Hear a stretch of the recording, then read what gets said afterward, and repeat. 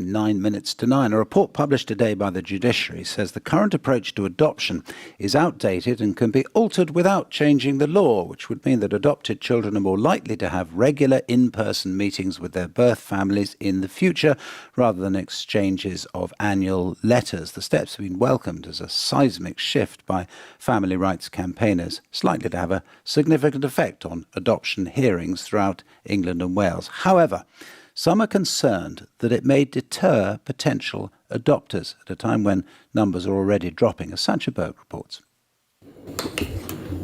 In a bright farmhouse kitchen, Tegan is mixing batter for her favourite sponge. This has been her home since she was adopted, aged 4, but knowing her birth family has been important to her too. I think it just gives you that more understanding view of all the elements of your life, you know, your birth family as well as your adoptive family, your foster family, whoever you've come from. Tegan is 22 now. In the last few years, she's met her birth father, sister and grandparents. You know, after my grandmother passed away, I went and saw my granddad and I was going to cook him tea, and it was a moment where his carer came in to check on him and she was like, "Oh, what do you want for dinner?" And he was sort of like, "Oh, my granddaughter's cooking for me." And I could just see the pride on him. Her grandfather died shortly afterwards. And I think it's those little moments I wouldn't have ever got if it was just letterbox for their entire life and for my entire life. Letterbox contact is the most common way for birth families to keep in touch with adopted children. Both they and the child send letters once or twice a year via an intermediary. That contact is ordered by a family court, part of the legal process. Face-to-face contact isn't supposed to happen until the child's at least 18. But increasingly that doesn't work. Younger children find their birth parents through social media and they reject the family who've brought them up. As one distraught adoptive father told us, his voice has been changed. A year ago, I never would have dreamt this could happen. We had 14 really good years. She's always been such a lovely child, singing, dancing, very happy. She never seemed interested in her birth family, but we found out she'd been slipping out of the house at night for weeks to meet her birth father. Now she says she's going to live with him and his family.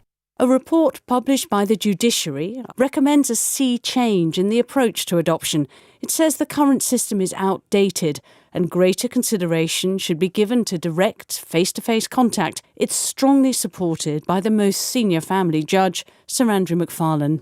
Bit by bit, there's been a growing understanding that the model that we've used for adoption with very little contact to the natural family is not serving the best interests of children as they grow up through the very difficult years of being an adolescent and on into adulthood. He says judges can alter what they do without a change in the law.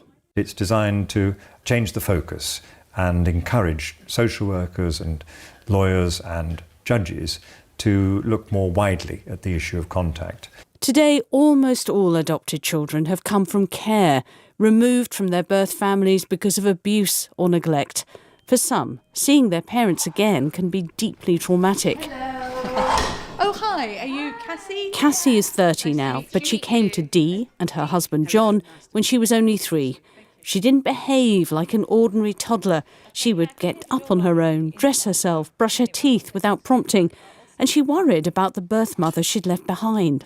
We'd go shopping and it would be, "Can you buy something for her because I'm sure she won't have this." Social workers said that meant she should meet her birth mother. So Dee and Cassie saw her in a busy, noisy contact centre. It seemed to go well, but the day after Cassie was limp, tired, Dee took her to the doctor. And we were in the reception of the surgery and next thing I know, she's sick everywhere. And she's trembling. She was examined and the very lovely GP said, organically, I think she's fine, but I think she's very, very traumatised. Cassie only remembers she was terrified. She and her adoptive family spent years in therapy. Then another, more carefully arranged meeting, which went well. But Cassie has not seen her birth mother since. I never felt like a strong urge, and I think also from the services that we received, I had knowledge on her, I had knowledge on my background, cultural background. I had that information. I think sometimes this emphasis on contact, we should have contact, really undermines the fact that these children have been taken away from these people because of serious, serious things that have been done or not done. This is only a report, but it's likely to have a significant influence on family courts across England and Wales. Some worry this new approach may deter potential adopters at a time when fewer people are coming forward and there are record numbers of children in care. Sancha Berg reporting. Well, it's just coming up to 9 o'clock. In fact, it's 4 minutes to 9. And at 9 o'clock on Radio 4,